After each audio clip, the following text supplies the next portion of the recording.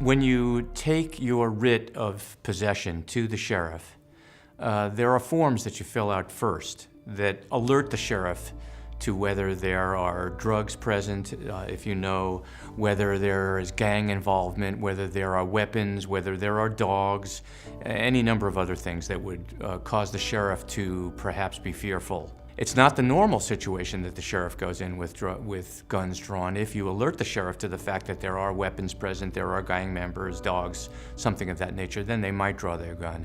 You have to have a locksmith with you because sometimes the tenant changes the locks on the house without the owner knowing it, doesn't give the owner a key.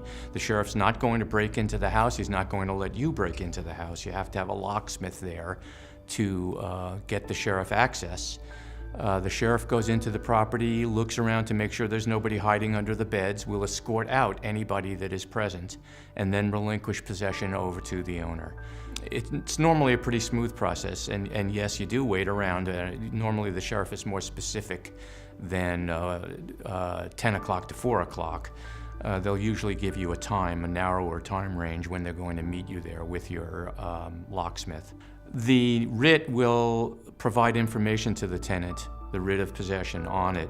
There'll be a form attached with it that alerts the tenant to what happens to their personal possessions that they leave in the property. Normally the owner must keep the possessions in the property or store them elsewhere and protect them for 15 days to give the tenant a reasonable opportunity to set up a reasonable time with the owner during business hours to pick up their personal effects.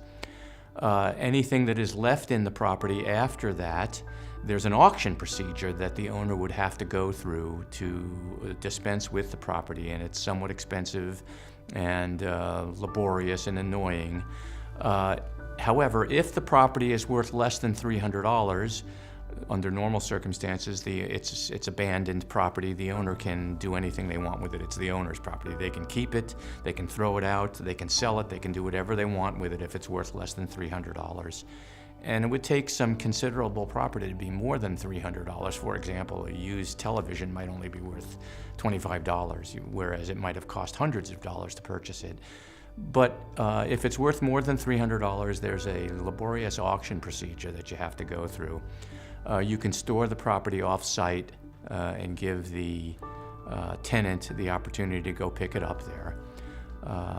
That's what happens with property that is left on-site after the tenant vacates. That goes back to settling the case at trial. The settlement agreements, at least ones that a lot of attorneys prepare, have clauses in them that alert the tenant to the fact in the settlement: when you vacate by the agreed date, any personal property you leave in the premises is deemed abandoned without having to go through any auction procedure or special procedures to dispense with it. That's another advantage of settling the case prior to trial.